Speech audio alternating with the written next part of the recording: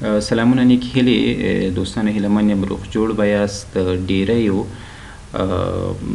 وطنوالو په غوښتنه باندې ویل چې موږ ته داسې ویډیو ریکارډ کړه چې څنګه کولی شو چې موږ د 2024 کال د ډي وي لاټرۍ ته نوملیکنه وکړو. نو دا ویډیو د همدې لارښود ویډیو ده چې څنګه کولی شئ تاسو په دقیق ډول باندې نوملیکنه وکړئ او د 2024 کال ډي وي لاټرۍ د اکتوبر په 2 تاریخ باندې نوملیکنه شروع شوې ده چې دا به د نومبر تر 8 تاریخه پورې دوام کوي. نو څومره چې تاسو وختي کولی شئ نوملیکنه وکړئ هغومره ستاسو د سلیکټ کېدو د کامیاب کېدو چانس ډېر دی.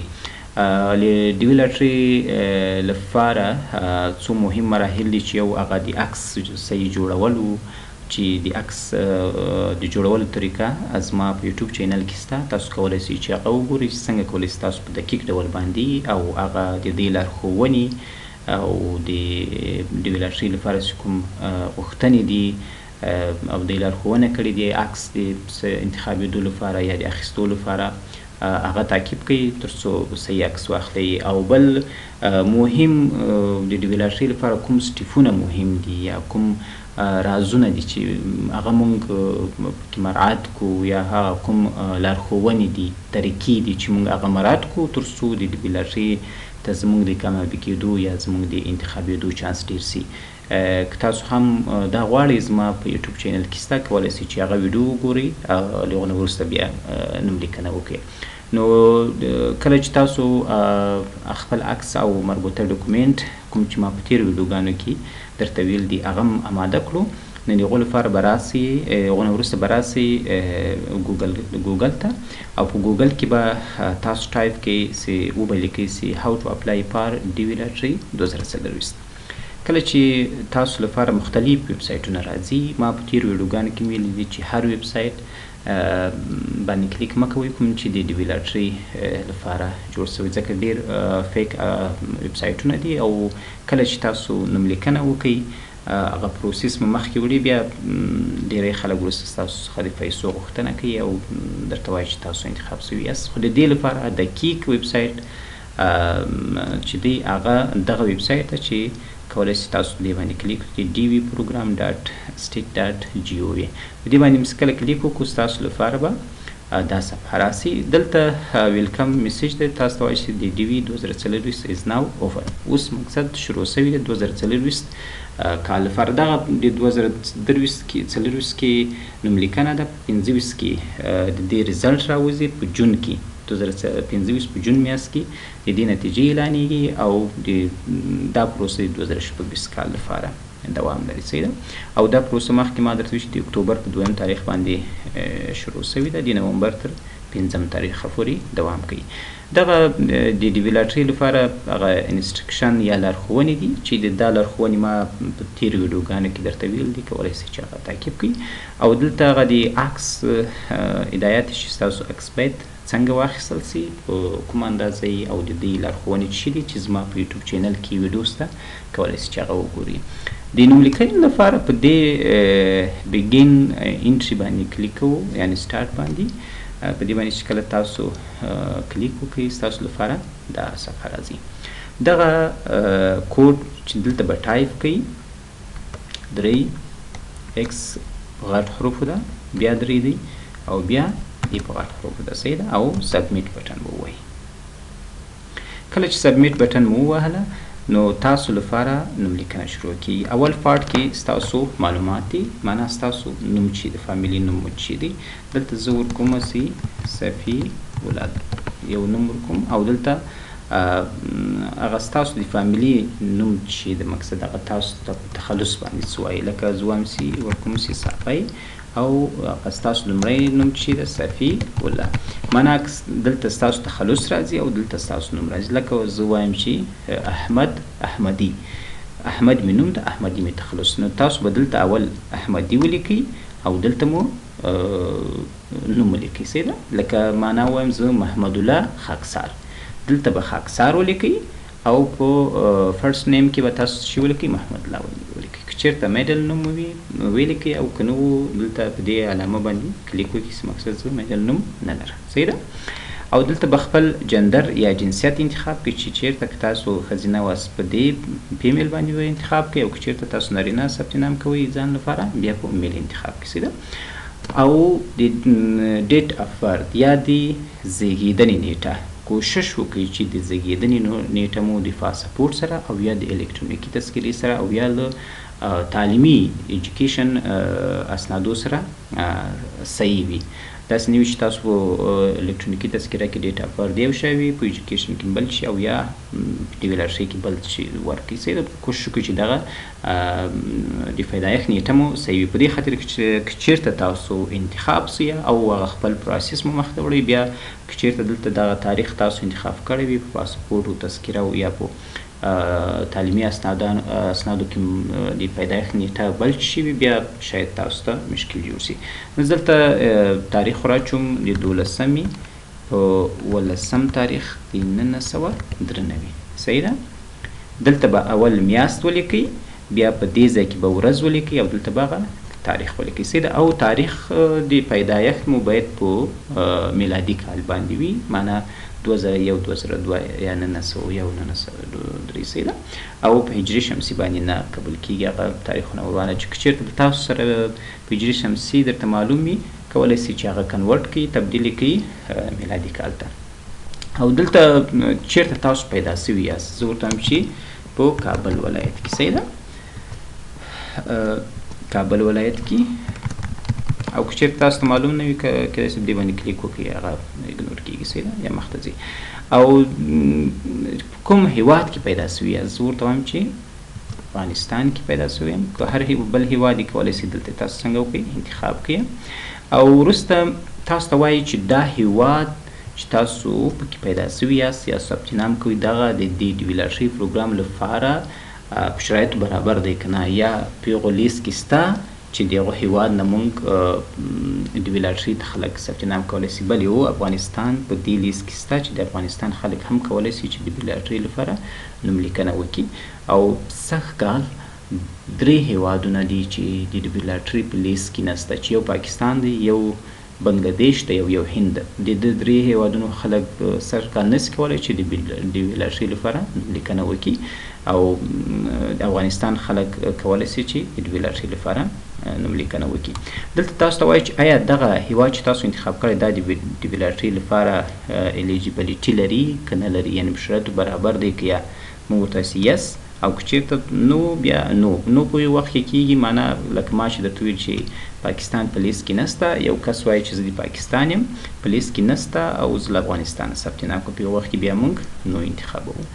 او انټرنټ فوټوګرافي موږ وایي دلته تاسو هغه خپل عکس مو انتخاب کړئ، او د عکس لپاره کوم سایز عکس تاسو ته ښودل سوی ده 600 پکسله کې، زما په تېره ویډیو کې شته، په یوټیوب چینل کې ما ستاسو لپاره ایښې ده، کولی سئ چې هغه وګورئ. او تاسو ته دا هم ما ښودلي چې څنګه کولی سئ چې د دې د غوښتنو سره سم عکس تاسو خپله جوړ کړئ. نو په چوز فوټو باندې کلیک کوم، راځم دلته یو عکس انتخابوم. صحیح ده، او یا هم دلته ما یو عکس ایښی، دلته ډي ویل ار شي باندې کلیک کوم.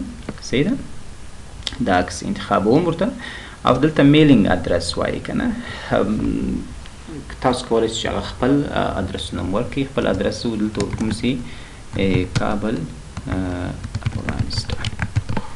صحیح، دویم ادرس که ورکوئ که نه ورکوئ، او سیټي هم زه ورته کوم سي کابل دی، او ډسټریک بیا کنټري او بیا پراوینس. صحیح ده، لکه ورته وایم چې زه ورته وایم چې کومه ولسوالۍ کې اوسېږي، زه ورته وایم چې په پروان بیا سلش کنټري افغانستان کې. صحیح ده، او په پراوینس کابل کې اوسېږم.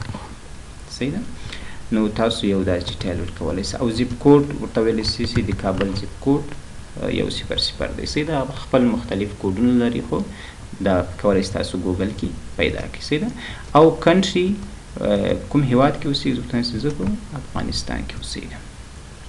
او کنټري هغه هیواد چې چیرته تاسو پیدا سوي یاست هغه به دلته انتخاب کړئ. زه په افغانستان کې پیدا سوی یم، او دلته به د هغه کس ټلیفون نمبر ورته انتخاب کړئ چې څوک ثبت نام کوي. زه د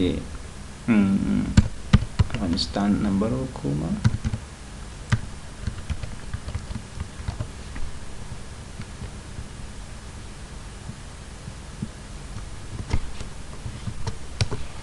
صحیح ده. او ایمیل ادرس به دغه کس ورکړئ چې هغه کس مقصد چې هر څوک لکه تاسو دلته سي اگزامپل ویلی ده. صحیح ده. هغه زه کاپي کوم او دلته پکې لیکم چې معنا صفي الله ډاټ موسیزی ات gmail.com. صحیح ده. او دلته هم دغه ایمیل چې تاسو دلته ورکړی دغه ایمیل هم بیرته دلته کنفرم کړئ. صحیح ده. ډاټ موسیزی ات gmail.com. دغه ایمیل او اول ایمیل او دویم ایمیل باید دواړه یو شان وي. داسې نه چې دلته صفي الله ډاټ یو وي او هلته بل شي وي. صحیح ده. دا کوشش وکړئ چې دواړه یو شان وي.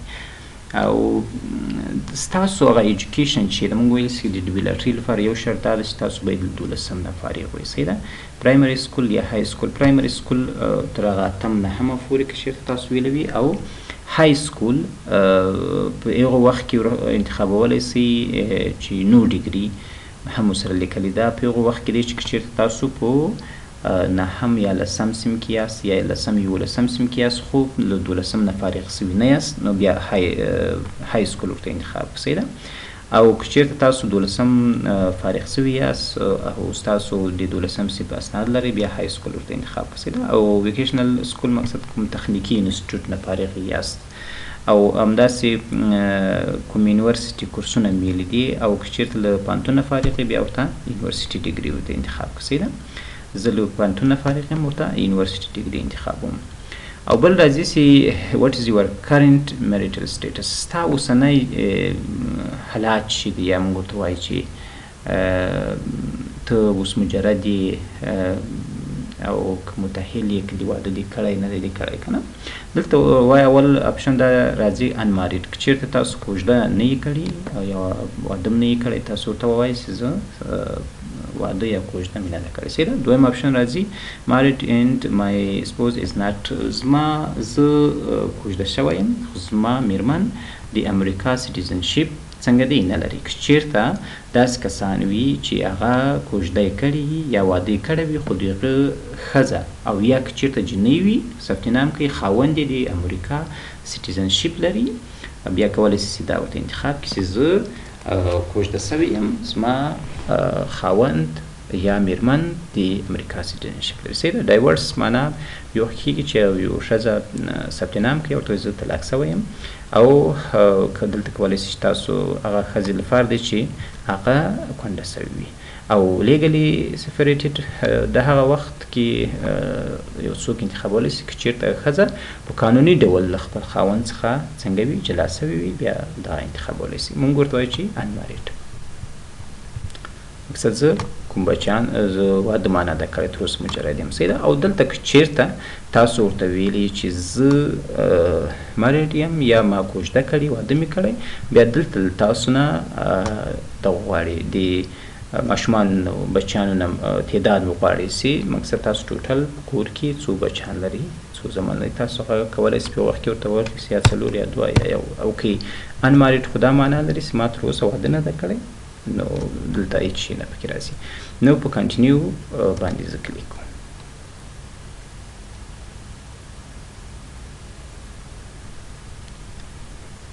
له دې نه وروسته زموږ ته دا ریویو راکوي ستاسو خپله هغه کوم معلومات ستاسو انټري کړو هغه وګورئ. که چېرته کوم غلطي پکې وي هغه څنګه وکړئ اصلاح یې کړئ په هغه باندې یو ریویو درکوي. صحیح ده. کله چې تاسو راسئ دلته وایي سي پلیز ری انټر یور ایمیل. صحیح ده. دا دواړه ایمیلونه وایي څنګه دي میچ نه سره کوي معنا غلط دي. صحیح ده. زه یې ګورم کوم ځای کې غلط دي.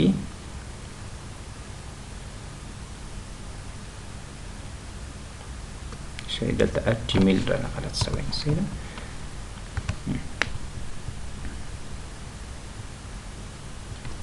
او په کنټینیو باندې کلیک کوم. دلته کولی سئ تاسو څنګه وکړئ خپل ثبت نام چیک کړئ. پارت 1 کې خپل معلومات راځي ستاسو شخصي معلومات او بیا جندر ستاسو جنسیت چی ده او د پیدایښت نیټه مو کوم ځای کې اوسیږئ هغه ادرس هر څه ورکولی سئ. صحیح ده. ستاسو ایمیل ډېر مهم دی. کله چې تاسو سلیکټ سئ تاسو ته بیا په دې ایمیل باندې دی ایمیل کوي سیده تاسو کولی شئ نور پروسې مخته یوسئ او له هغه نه وروسته ټول مو چک کوم غلطي نه لرله نو په سبمیټ بټن باندې کلیک کوو go back to part 1 سي دا په دې معنی که چیرته زما په کوم بخش کې غلطي وه یا مې د پیدایښت نیټه غلطه وه یا مې ایمیل ادرس یا مې د ټلیفون شمیره یا مې تخلص غلطي او غواړم چې بیرته خپل بخش ته لاړ سم او هغه اصلاح کړم اول پیج ته یا اولي صفحې ته په go back to part 1 یا دې بټن باندې کلیک کوئ هغه بخش ته دې سیده او کله چې دا سبمیټ سي ستاسو ثبت نام او په سبمیټ بټن باندې کلیک وکړئ بیا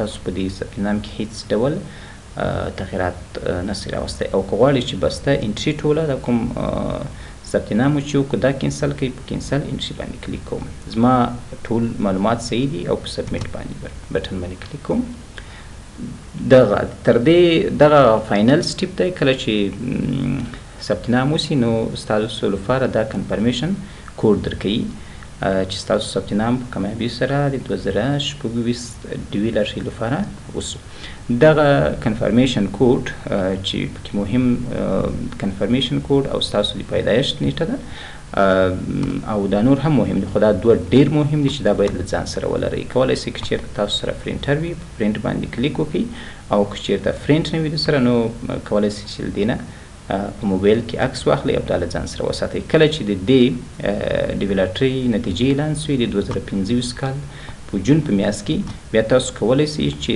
خپل